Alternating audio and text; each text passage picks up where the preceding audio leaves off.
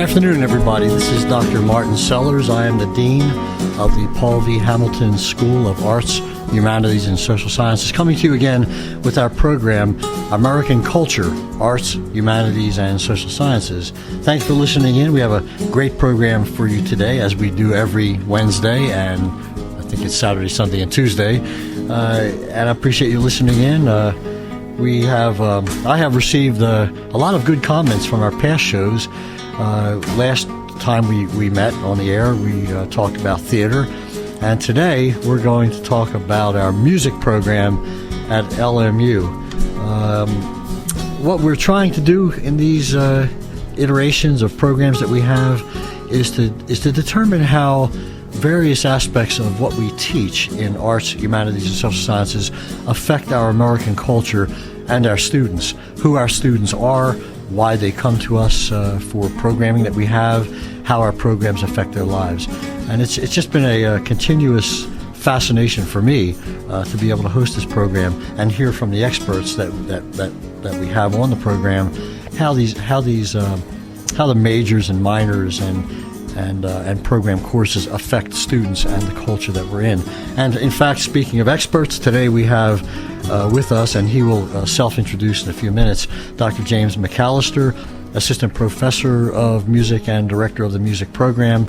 We'll also have on the air, calling in, Mary Thompson, I believe she's a senior student in music, and we'll ask her to introduce herself as well. And later on in the program, we'll have a musician and student of music, Rachel Schott. She happens to be our recruiter and student success coordinator for Arts, Humanities, and Social Sciences.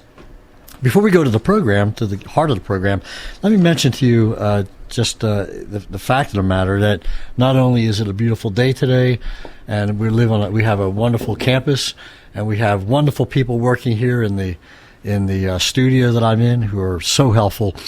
But I'm just always astounded when I think about the programming we have here at the campus of Lincoln Memorial University in Harrogate, Tennessee. Let me rattle off the schools that we do have. The Allied Health Sciences program, directed by Dr. Beth Thompson, which includes athletic training and medical laboratory sciences. We're also looking into an occupational therapy program here the coming year. We have a School of Business directed by Dr. James Hurley. When I say directed, these folks are deans of these programs, including School of Business includes a new program in data analytics. We also have the Carter and Moyers School of Education, directed or deaned by, if you will, by Dr. Sylvia Lynch. We have the School of Math and Sciences, directed by Dr. Emil Jarstfer.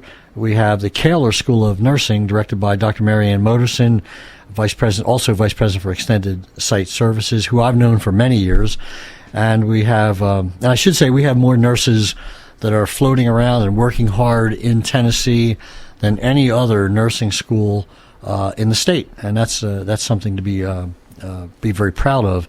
We also have the DeBusk College of Osteopathic Medicine, directed by Dr. Brian Kessler, who's also Vice President for Health Sciences. And that program includes a PA, Physician Assistant program, we refer to as a PA program, and our newest medical program, the Doctor of Medical Science degree. We also have in Knoxville the Duncan School of Law, which is directed by the Honorable Judge Gary Wade. And here in Virginia, in the western part of South Virginia, we have the College of Veterinary Medicine, directed by Dr. Jason Johnson, our newest dean. And as I said earlier, I'm Dr. Martin Sellers, Dean of the Paul V. Hamilton School of Arts, Humanities, and Social Sciences. And in our school, we have 10 majors: art, history, music, media communication, philosophy, religion, social work, psychology, political science, criminal justice, English, and a whole arm's length of minors, concentrations, tracks, and so on, that should establish a learning pathway for practically anyone. And let me say to all of you who are listening, you may be someone who has just come out of the military and thinking about your future. You may be a dependent of someone in the military, wondering what you should be doing with the rest of your life. You may be a young person, a not so young person. You might have a few college credits to your name. from a 2-year college that you took courses way back when. You may have a 2-year degree. You could be someone who's thinking about what can I do with what I'm doing. I have no credits whatsoever, and I'd like to get a degree. I know several people like that who should be getting their degree, and anything like that. I promise you that Lincoln Memorial University can help you find a pathway to success. Young or old, some credits or no credits, some money or no money. If you just simply call the main number for Lincoln Memorial University, or you could call Rachel Schott, our recruiter, at 865-585-4187. That's 865-585-4187, or www.lmunet.edu. Check out admissions and financial aid. Talk to Tammy Tomford, our financial aid specialist. She has a whole host of staff. Our admissions counselors stand ready and standing by their phones to take messages and to call you back if it's past the midnight hour. We can get you on a pathway to success. I've been there. I started out in my career, as many of us did. I took a couple of courses while I was in the military. Had no idea whether I was going to go to college, stay in the military, go to jail, or come out and work in a gas station. Had no idea. Only God knew my pathway. And I came out of the service with 2 classes, sociology and statistics, I believe. And then went to a 2-year college for a year and found out that I liked school. I didn't know I liked it when I was in high school. A lot of us don't. We go through high school and we don't know what we're going to do, and come out wondering and find a pathway. So get in touch with us here at LMU in any way of the means that I mentioned before. Let me mention our recruiter, Rachel Schott's phone number one more time, 865-585-4187. Not only do we have many, many undergraduate degrees in the many schools I've already talked about, but we also have a whole pile, if you will, of doctoral degrees: a Doctor of Business Administration, a Doctor of Education, Doctor of Medical Sciences, Doctor of Nursing Practice, a Doctor of Osteopathic Medicine, Doctor of Veterinary Medicine, Doctor of Jurisprudence in Knoxville, and our most recent and only PhD, a Doctor of Clinical Anatomy. We're very, very proud of what we do here, obviously, and we have at least 15 master degree programs. Let me mention LMU athletics as well. We had Matthew Green on, the athletic director, a few weeks back. We talked about all of our programs. We have 10 men's and 10 women's sports. Our newest sports are track and field, lacrosse as of 2 years ago, beach volleyball last year, and our newest program, every time I say this I have to smile, we have a bowling team. Who would have ever thought? Bowling. I didn't know we had a bowling alley, but we have a bowling alley right across the highway here, out here on Old 63. So if you're interested in, and as a matter of fact, if you don't know this, we have students from across the country, every state in the union, and I think it was 13 or might have been 31. I may have the number transposed in my brain of countries across the world, students who attend LMU. And I was sitting at a luncheon the other day. And of the 3 students I was sitting with, one was from Washington State, the other was from Wisconsin, and one was from Tennessee. And it just made me think of how valuable the learning is that goes on here at Lincoln Memorial University, not just for our immediate 5 or 6 county area, not just for our 3 states here, Kentucky, Virginia, and Tennessee, not just for the Appalachian region, which we're very proud of, and our mission indicts us toward, but worldwide. We are offering a great deal of learning for a lot of people worldwide, and we're very, very proud of that. I won't mention Augustana, who beat us in basketball. I'm not going to mention that university. Well, gee, I already mentioned them. Was it too late for that, I guess? But we came close. We were in the NCAA Division II playoffs, and we surely expect to go back and become number 1 this year, if at all possible. I know Mr. Schertz, our coach of the men's team, is working diligently in that regard. So again, I want to thank you for listening, and see if Gary wants to say hello to you. Yes, you are listening to WLMU, and support for today's program is made possible in part by Lincoln Memorial University.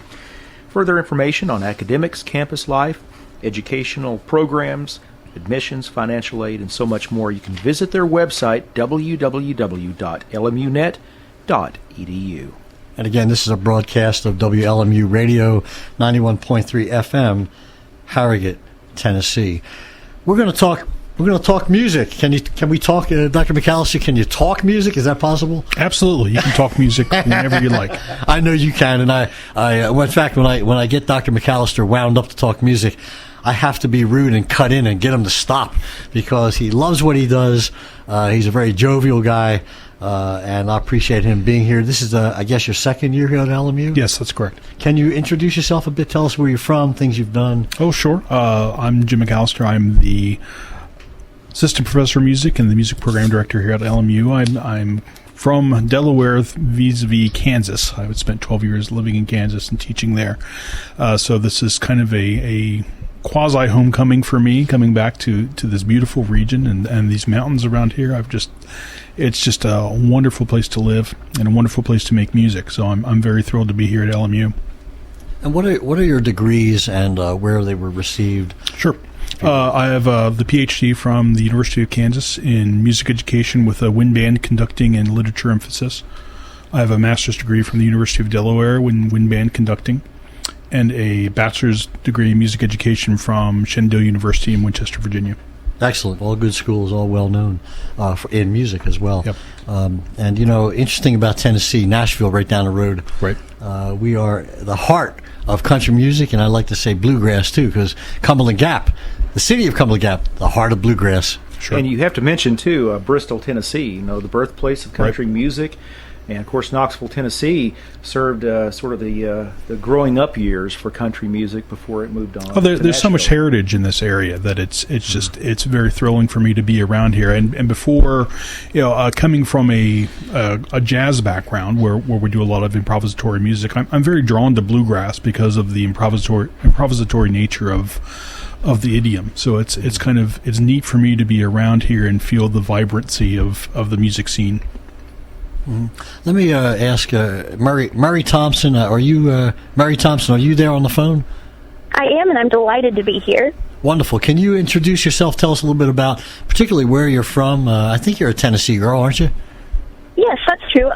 Well, my name is Mary Thompson. I am a senior vocal performance major here at LMU, and I come to you all from Johnson City, Tennessee.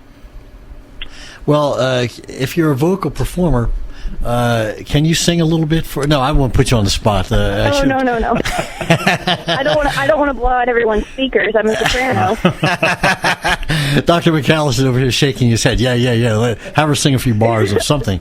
Mary, let me ask you because I know you have to leave us around just before 5. Give us a little bit of information about why it was important for you to major in music here at Lincoln Memorial University. Well, it's important for me to major in music because that's been such an integral part of my upbringing. I've been, practicing on various instruments since I was younger than I can remember being. But LMU in particular drew me in because of the sense of community, not only in the interaction between students. When I first sat in on a choir rehearsal and a band rehearsal before I even agreed to attend LMU, I noticed that it was a tight-knit group, that even if no one was speaking to each other or if anyone didn't know each other very well, in rehearsal, it was a tight-knit group, and everyone put their most effort into everything. I noticed that, and as well as all of the faculty and staff at LMU, but especially in the music department. They're so generous to us, and they work with us. I've been in classes one-on-one with each of the professors, or I've been in classes of 7 with all of the other music majors and minors. And the faculty has, it seems as though the time that they give us is endless. I mean, I've watched them clear their schedules for us at a moment's notice, and not everyone can or will do that. And we're so lucky to come to a school that allows that. It's incredible. Now, I'm going to ask you this because those of you who are listening and have listened to these programs, I'll pretty much say what I think. you get what when you talk to me, you get what you see. I mean, that's the way. That's the up and the down of it. But Mary, let me ask you: did you look at other schools before you came to LMU? Absolutely. Of course I did. I mean, everyone does, right? I mean, if you have the ability. I looked at several other schools and auditioned and interviewed and went through the whole process. I had an experience where I walked onto a campus and was there 30 minutes early for orientation, was in front of the doorway to go inside, turned around and said, "This is not where I meant to be." And I drove back to Tennessee from Indiana.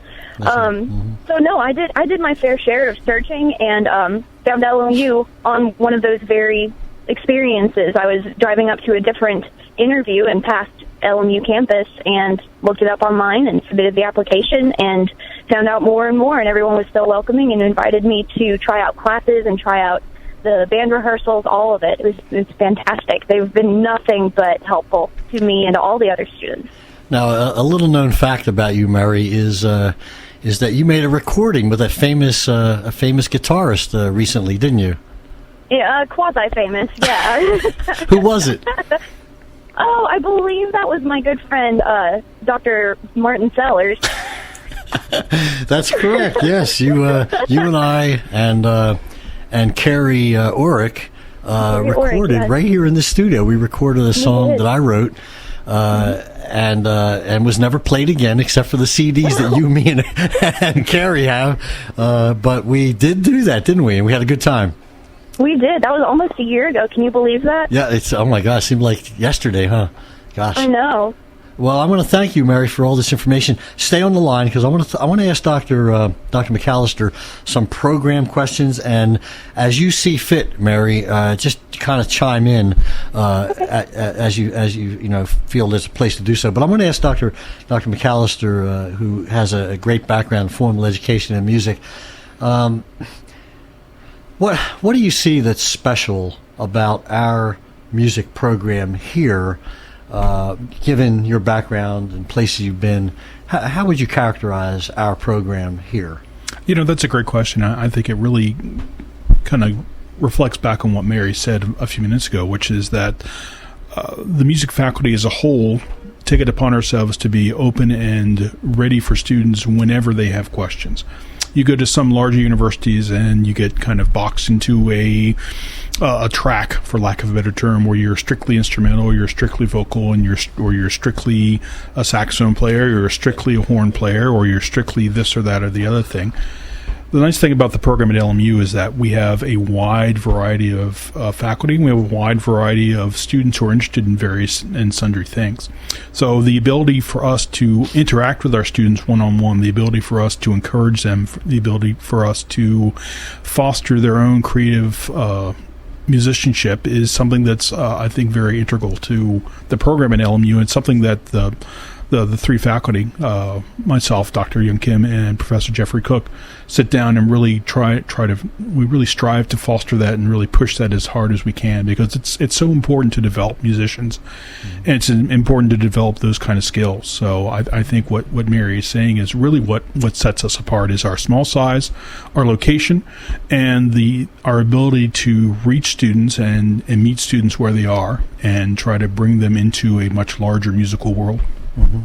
And I should mention that we do, you all, the professors who teach and our adjuncts as well, teach music appreciation to literally hundreds and hundreds of students, and do an excellent job. You know, if I can expand on that, I mean, that's one of my favorite classes to teach is the music appreciation class, because the students here that I found at LMU are very open to new ideas, and they're very thirsty for knowledge and interested about music and the arts, and it's a really good experience for me to be able to teach that course in the way that I can teach it and really reach a lot of students. So, you know, I talk to a lot of my friends who are faculty at other universities, and they kind of, you know, I'm so glad I don't have to teach music appreciation anymore, that kind of thing. Mm-hmm. But for me, it's something I really enjoy teaching. Mm-hmm. And I should ask you, if you don't mind, I know you have great colleagues, Dr. Young Kim and Jeffrey Cook, who is as we speak, working on his terminal degree. Right. Can you tell us a little bit about them, what their area of music? I know music is broken up into areas. In fact, if you could talk a little bit about how it is that our program is broken up by by virtue of the backgrounds of the faculty. Sure. How does that work? Well, I'll start at a broad base. The music program itself is servicing kind of 3 or 4 different levels. At one level, we have our music majors who are studying a Bachelor of Arts in Music, which they can also study as what we might call just a straight Bachelor of Arts in Music. Or they can have a K through 12 teaching certification. So we have students who are becoming professional musicians in one way or the other, whether they're going to become professional musicians who go out and perform or teach or do that kind of thing, or they're professional musicians who are training to become public school music educators. So we have kind of 2 tracks in that way. The secondary level, and I think the level that a lot of folks don't see, are the performance ensembles, which are made up of music majors, but a lot of non-music majors who come to LMU, and they're in various and sundry disciplines across the campus, and they come and they're interested in playing in band, or they're interested in singing in choir, they're interested in getting scholarship, they're interested in finding some kind of activity that they're interested in doing. A lot of these students have spent 4 years in band or spent 4 years in choir at high school, and they want to continue that experience with some really top-notch ensembles that we have here. So we have, of course, our concert choir. We have, of course, our concert band jazz ensemble. We have our Splitter Sound Machine pep band, which we hear at the basketball games, at the various volleyball games. Those guys went and did a bowling match. I don't know if you call it a match or not, but they went and performed at the home opener for our bowling team, and that was a unique thing for me coming from a band background, because I've heard of course, football band. I've heard of basketball band. I even have heard of hockey band, where, in places like Michigan where they have ice hockey. But I'd never heard of bowling band before, so that was kind of a new thing for me. You know how a horn can break a glass. Can a tuba break a bowling ball? I wonder if they can. I don't know. There's a study in there somewhere. Did you attend that match by any chance? I did not. I wish I had. I heard about it, and I thought it was it was a little early in the morning for me. So I think probably the students would probably agree with me that it was a little early in the morning. But it was a neat thing that Professor Cook did, which was go out and support that new program that we have here. So, as far as our backgrounds, we're fairly diverse group. I of course teach. I run the concert band and the jazz ensemble. I teach the woodwind studio. I teach the upper division music education courses, the instrumentation and arranging class. Dr. Young Kim is our pianist. She is not only teaching piano and music theory and oral skills and things like that, but she has a fairly large piano studio, and she's now the new chair of our Fine Arts and Communications department, which keeps her pretty busy. Professor Cook is our brass specialist, and he, of course, runs the Splitter Sound Machine. He teaches the music history sequence, and he does teaches the brass lessons and things like that. So we're all pretty busy and kind of varied with our interests. Do most students who come to our program major in education, or is it kind of split, or how do you see that? I see that the majority of our students at the moment are pretty much they're involved in the teaching licensure aspect of the Bachelor of Arts. Mary is not, and perhaps she could speak to that. She's a double major, as if I'm remembering correctly. She's doing a Bachelor of Arts in Music and a Bachelor's in Business. Is that correct? That is correct. I am pursuing each of those. I personally, it took a while. I think I switched majors 5 or 6 times, which, most of us do. Sure. But I had to really sit down and evaluate what I wanted to do with my music degree, because I knew that was very important to me, and I wasn't sure how to, how to let that manifest itself into a career. I thought about it and thought I might like to own a theater or concert venue someday, and, in that I would need business experience, and I felt that I was more drawn to a business aspect of music rather than an educational aspect of music. So it's simply personal reasons that I didn't get the K-12 licensure. But I could be wrong. I think I'm the only music major at LMU at this time that is not pursuing the K-12 licensure. That is a very popular program. It's a very popular program, and they're set up for such success, and they get so much training and experience just in their bachelor's degree. I mean, I'm astounded at the hours that they put in to earning this licensure, and they earn every bit of it. I'm just amazed. it's kind of funny because you were talking earlier about graduating from high school and not knowing what you wanted to do. I knew when I was 16 years old what I wanted to do, which was become a musician and become a music teacher. And so I spent the past 25 years, working towards that goal. So I think I'm one of the lucky ones who kind of had that aha moment early on in my life and was able to kind of pursue that. But so many people have that discussion with themselves. Well, I want to major in music, but what can I do? And traditionally, we've had two tracks. You can either become a performance major, or you can become a music educator. One of the nice things about the program at LMU is that we can kind of tailor sometimes to meet various to meet various needs. Like, for example, Mary and her Bachelor of Music and the Bachelor of Business, we can kind of make things work for her to go over and take those business courses, which were important to her and important for her to be able to kind of move in that direction. So I think one of the nice things about the program here is our ability to be a little bit more flexible. Mary, let me ask you, and I know you're going to be hanging up on us here, not in a rude way, but only because you have to do other things. As Dr. McAllister was speaking about the combination of different majors, I'm just fascinated that a person would be in business and music, and the way you explained your vision, Mary, I think is just outstanding. I think that I'm almost sold myself. If I would come back to school and take those two majors, I would love it. But if you were to talk with someone coming out of high school or coming out of the military and wanted to go into music, how would you sell them? So often we need to know that, and maybe this is just a change in how higher education is. Students want to know, well, what can I do with it when I leave? That sort of thing. How would you, Mary, as a student, how would you sell our music program to someone who is asking that question? Well, firstly, thank you for the compliment. I really appreciate that, that you see where I'm coming from on earning the business degree, because not everyone does. So I do appreciate that. No, I believe that you don't have to just teach if you want to get a music degree. I mean, they say the same thing about other arts and fine arts and humanities majors. I mean, if someone's getting an art degree or an English degree, they often get the same questions. They say, "Oh, well, you'll be a teacher, right?" Well, not necessarily. There's other ways you can go.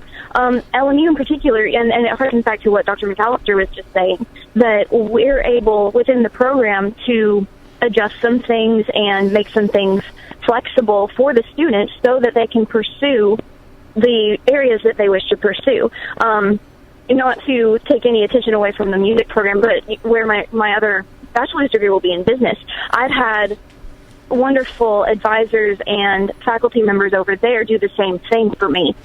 They've given me advice as far as which classes I should take and which ones would be better, and been able to shuffle my schedule around for me a little bit. And the music program has done just the same. So I know I would tell any student interested in LMU, and specifically interested in a music major, that they should figure out what they want and go for it. And if they're not certain how to pursue that, ask someone else. Ask the music faculty first. I would absolutely go to them for a first opinion. And then, do the reading on your own. Look through the college and university policies and all of that. And that's another area that I enjoy. But anyway, I won't talk about being a study nerd.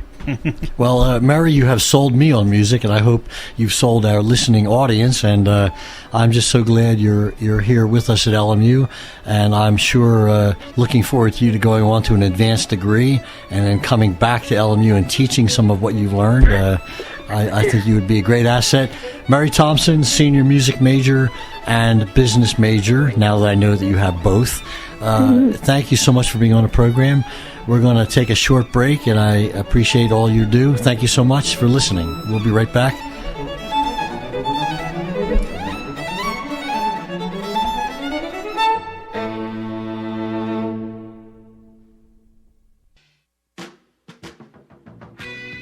On Wednesday evenings, you can tune your radio to WLMU and hear the best blues in the tri-state area with your host, Gary Daniels.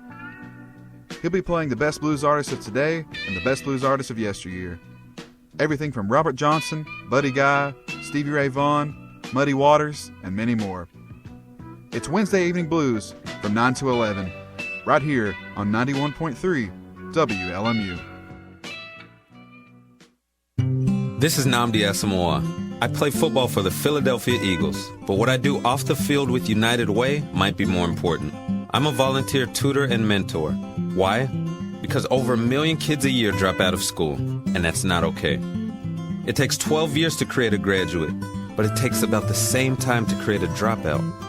And the difference between a child becoming one or the other could be me, or it could be you. Studies show that if we get to these kids earlier, their chances are better. And kids who read well by 3rd grade are more likely to graduate. So join me in United Way. Suit up and take the pledge. Become a volunteer reader, tutor, or mentor. Because when a child succeeds, we all succeed. Give, advocate, volunteer, live united. Take the pledge at unitedway.org. Brought to you by United Way, the Ad Council, and the National Football League. There are those who dedicate themselves to a sense of honor, to a life of courage, and a commitment to something greater than themselves. They have always defended this nation and each other. They still do.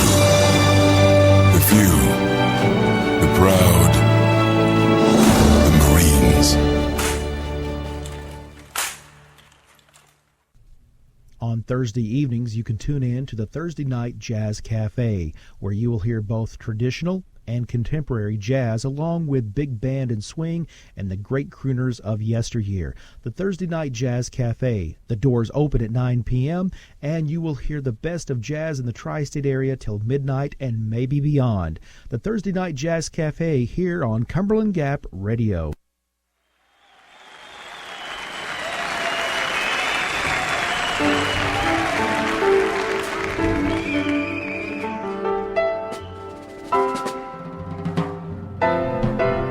Hello again, this is Dr. Martin Sellers, Dean of Arts, Humanities, and Social Sciences, coming back to you with American Culture, Arts, Humanities, and Social Sciences. We are coming to you at from our wonderful Sigmund Communication Center, 91.3 FM, LMU, Harrogate, Tennessee.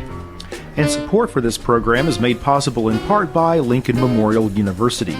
For further information on academics, athletics, campus life, educational programs, admissions, and financial aid, you can visit their website, www.lmunet.edu. Thank you. We have with us Dr. James McAllister, Assistant Professor of Music and also Director of our LMU Music Program, and much more. He wears a number of hats. As many of us do, and many of us in academia do. We just heard from Mary Thompson, who was on our show, senior student in music and business. I corrected myself a couple of times now. Didn't realize she was majoring in business. I knew she was doing business, but I didn't know. I thought maybe it was a minor.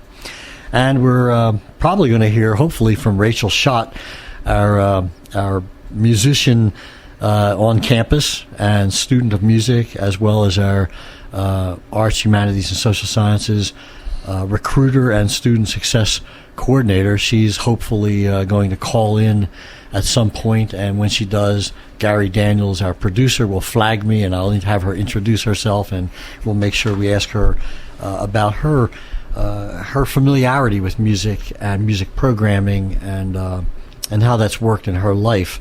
And where she is today. I want to talk with Dr. McAllister a bit more about our music program.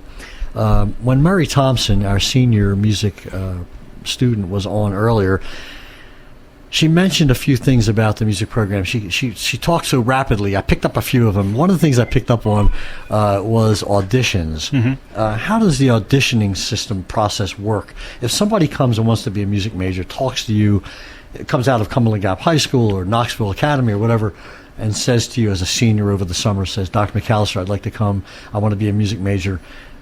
What do you say? Well, first of all, I would absolutely welcome them and try to get an understanding of what they're interested in doing with their music degree, and try to foster their education in that way. To gain admission to the music program as a music major, you need to do two things.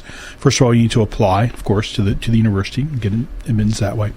And secondly, you have to audition for the music faculty. Generally, you would contact one of the three of us and set up an audition time where you come to campus, and we would sit down and listen to you perform on your instrument or sing, and ask you some questions and kind of go from there. So it's a fairly standard process. Well, let me ask you though. So if I come over to you and I apply, and then I ask you for an audition, you said, "Sure, what do you do?" And I say, "Sing," and I sound like a cat that got thrown out of a 10-ton pickup on our highway out here, screeching and yammering. What do you say? You'd be surprised. I probably would be. I think one of the benefits of Lincoln Memorial University is that we have the ability to meet students where they are and work with them from there. I would like to say that that person this mythical student that we're talking about would have perhaps a bit more training than what you're giving us, but I think that one of the things that we strive to do is to try to meet students and try to find out where they are, their ability level, and move forward from there. Mm-hmm. I think that the inherent in the study of music is a desire to get better and a desire to improve oneself, and that needs to be present in any musician, whether they're the hotshot trumpet player coming in from whatever high school, or perhaps somebody who has sung in the shower a lot and thinks that they can carry a tune but may or may not. So it's not so much ability level, but desire to learn and desire to get to improve that we're looking for. Well, speaking of screeching and howling and cats being thrown out of trucks, we have Rachel Schott on the phone. What an introduction. Hey. Rachel, are you there? You're there, I think. Yeah, I was going to make a comment about that's what I sounded like when I first got to college. No, I readily doubt that. I've heard you play. Rachel, can you self-introduce, tell us where you're from, some of your formal education, and the kinds of things you're doing at LMU now? Yeah, sure. Again, my name is Rachel Schott. I'm originally from Hamilton, Ohio, which is just north of Cincinnati. So I played violin ever since I was a little kid, 10 years old. Became a music major at Miami University in Ohio, and then I transferred to Morehead State in eastern Kentucky, and I finished up a degree in violin performance there. And once we moved to Tennessee, I got a Master of Education at LMU, and I'm working on an EDD right now, also in higher education, because I've moved from the music field into the field of higher ed, and I work as a recruiter now for other music students, as well as the social science programs and liberal arts programs at LMU.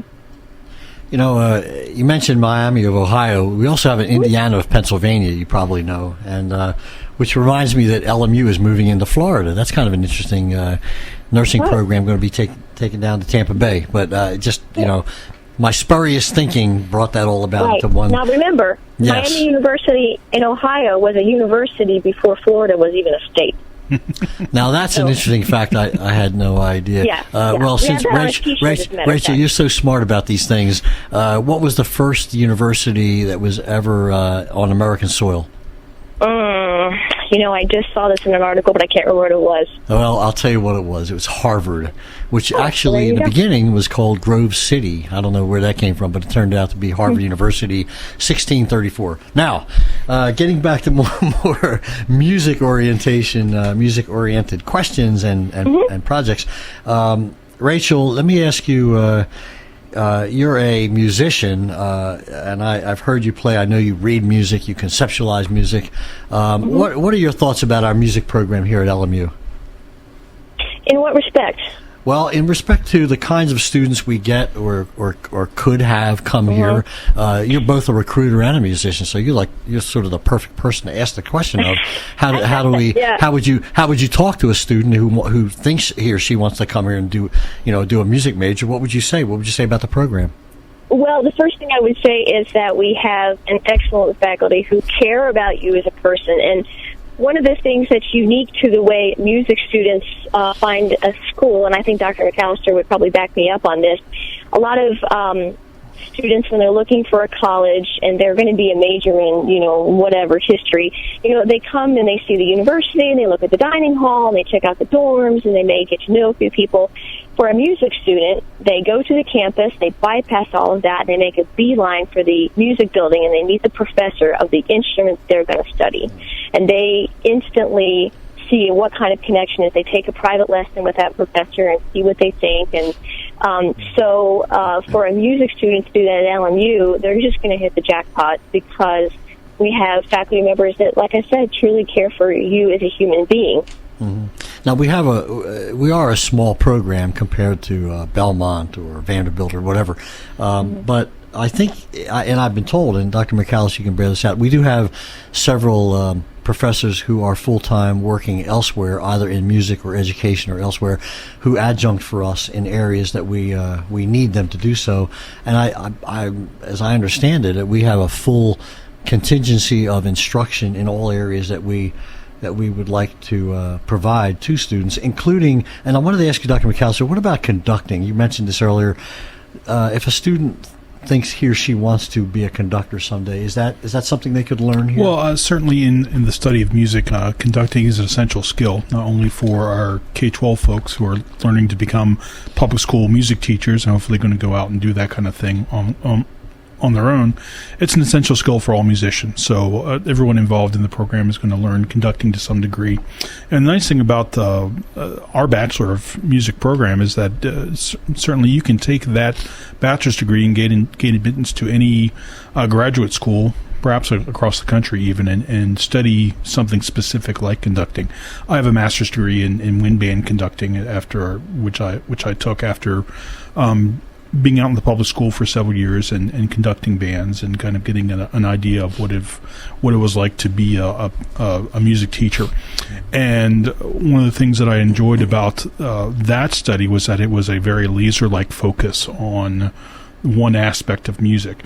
And our students can take that and they can apply that to anything, whether it be performance on their instrument or voice, whether it be music composition, whether it be music leadership, education.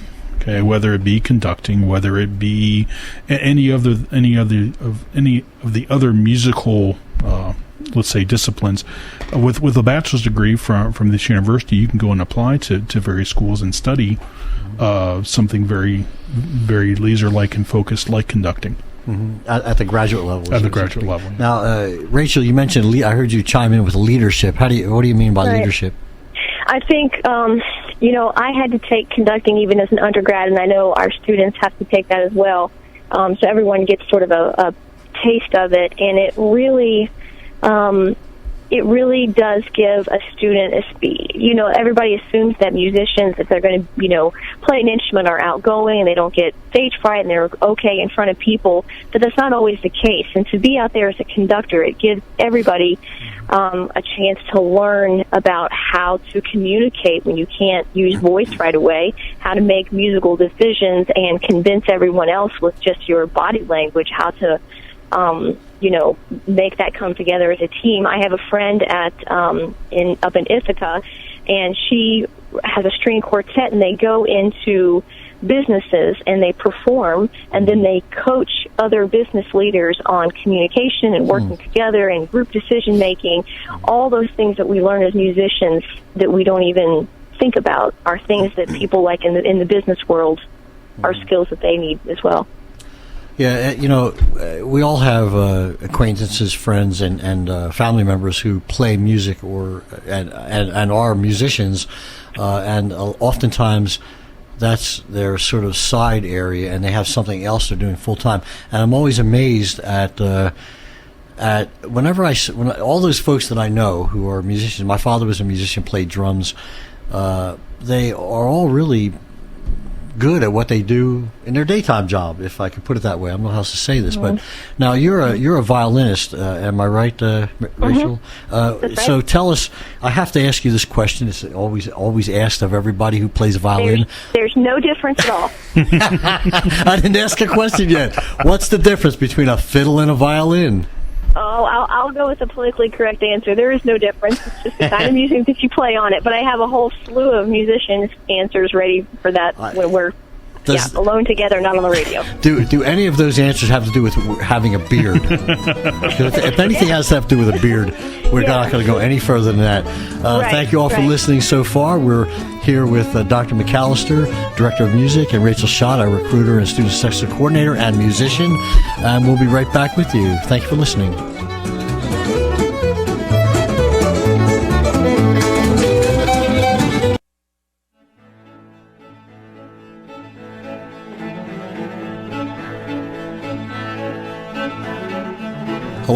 Hello again. This is Dr. Martin Sellers coming back to you here at 91.3 FM, The Gap, LMU Radio, here in wonderful Sigmund Communication Center on the bright and sunny campus of Lincoln Memorial University in Harrogate, Tennessee. I want to thank you all for listening. We're having an excellent and wonderful time talking about music. I have told you several times I play a little guitar. It's not that small; it's regular size. But Rachel knows that I play guitar. But I'm not as musical in terms of reading music as the folks sitting here, Dr. McAllister and Rachel Schott, who plays. She plays two instruments, the fiddle and the violin. And her father, Rachel, your father's a guitarist. Am I right? That's right. And he's going to be helping out, I think, here at the LMU. We're still working out the details, but the LMU choir, the second week of November, I believe, is doing a piece called World Beloved Bluegrass Mass. Really beautiful and amazing piece of music. So wonderful. In fact, that leads me into, I'm going to ask you, Dr. McAllister, what are some of the upcoming events for the rest of the semester? We have some wonderful things. He's breaking out his file here. He's got his paperwork all set up. It's funny because I knew this question was going to come up, so I brought this cheat sheet because there's so much stuff going on that I literally cannot remember every single solitary detail. Absolutely right. Because we just have a lot of stuff going on. And starting on next Thursday, which is November 10th, our own Mary Thompson is going to be performing her senior recital at 7:30 p.m. in Duke Hall, and it's going to be a wonderful program. And I've already listened to part of it, and it's going to be fantastic. Then 2 days later, on November the 12th, we have our first annual Fine Arts Showcase Day at LMU, and this is an opportunity for high school students to come meet the faculty, not only in music but in theater, in art, in media and communications, and interact with the faculty. There's going to be a showcase concert where we're going to show off everything that we do so well. Will that be like a day-long event? That's a day-long event. So from the beginning in the morning sometime, 9 o'clock, 10 o'clock, you'll start doing it? Yes. Where will that be on campus? That's going to be at various places on campus. The showcase, of course, is going to be in Duke Hall. Okay, excellent. And that's going to start at 10:30, I believe, but you'll want to go and check that out by yourself. Mm-hmm. Then, starting after that, on Tuesday, November 15th, what Rachel was talking about, which is our LMU Winter Choirs Concert, and it's going to feature this bluegrass piece that I'm really excited to hear because I think it's going to be a fantastic thing, as well as traditional choral works, and that's at 7:30 p.m. at Duke Hall. 2 days after that, we have a guest artist coming, Dr. Robert Young, who is a saxophone professor. He's going to be performing a recital of saxophone music at 7:30 p.m. And he's also going to be performing a master class for saxophonists. So if anybody's interested in attending the master class, they just need to what is a master class? What does that do? Essentially, the master class is a chance for Dr. Young to work with saxophonists. My student, Nate Smallwood, is going to have a chance to perform for Dr. Young. He's going to critique him and give him pointers and kind of give his perspective on saxophone playing. So that's going to be a really... I've heard Nate play various times. He's very good at what he does, and that'll be exciting for him to be absolutely. And again, one of the benefits of a music program like this is that we get to bring in guest artists like Dr. Young, who's going to come and perform and give insightful knowledge to our students. Absolutely. The next event on the calendar after that is Saturday, November 19th, and that's another senior recital. Lindsay Helton, a voice recital, who is another one of our seniors. She's actually a teacher licensure major, and she's out student teaching right now, and she's doing her senior recital that Saturday evening. After that, we have Thursday, December 1st, which is our annual Knoxville Symphony Chamber Orchestra with the LMU Choir, which is a really big event here in Harrogate. If I can interrupt, that is an excellent. If those of you that are listening to this broadcast as I stumble around and try to get my tongue out of the way of my teeth. That is an experience beyond compare. And I'll tell you why. I am just amazed. The last 2 years, Dr. Young has conducted the choir simultaneously to and we've had several conductors from the symphony orchestra come up, the chamber group of the symphony orchestra, simultaneously with the conductor who's conducting the orchestra. Right. I don't know how she does it. I stood on the side of Duke Auditorium to watch that's a them. testament to her talent and musicianship. Is what She that is is excellent. I'm just amazed. It gives me goosebumps to think about it. And I want to say to the listening audience, if you'll give us a call here at LMU at the main number, or www.lmunet.edu to determine how to get tickets for that and how to get in. The last year it was standing room only at the 4 o'clock and the 7:30. Right, which was event. the point I wanted to make, was that there are actually two concerts on that day. There's one at 4 and there's one at 7:30. Thank you. And these events are all free. They're all provided as a service to the LMU community and to the city of Harrogate, and we're just really pleased to be able to present this. And finally, my understanding, there are no tickets needed. I think you could that's just exactly jump right. in. Yeah. Yep, that's Thank you. I exactly appreciate right. for clarifying that. But if you wanted to find out, if you're not familiar with the campus, someone could call, get directions, and make sure they knew. True. And one of the things I would mention also, we do have handicap parking. Yeah. There's limited, but it does exist, and so that might be something else we could direct persons to who would call in advance. And then finally, on Sunday, December 4th at 3 o'clock p.m., we have the Winter Bands Concert. It's going to feature the LMU Jazz Ensemble and the LMU Concert Band. So that's another free event for anyone to come and partake of the musical selections. This is excellent. We have so much going on here at LMU. It's just amazing to me. We can't.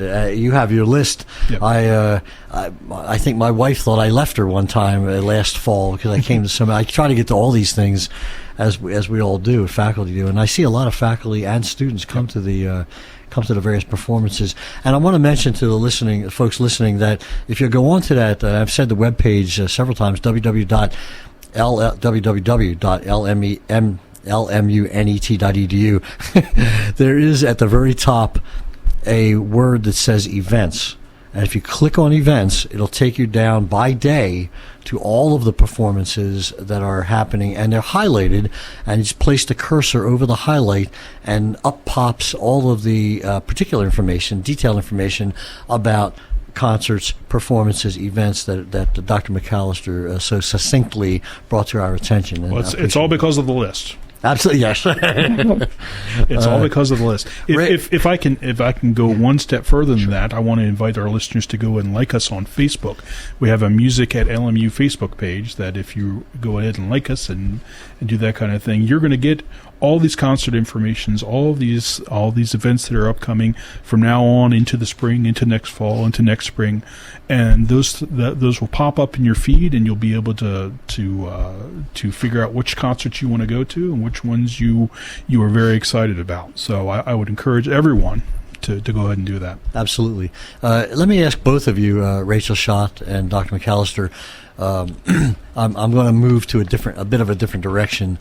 We have quite a bit of medical learning taking place, medical-related learning taking place here at Lincoln Memorial University. We have the osteopathic medicine school. We have the veterinarian school, medical school.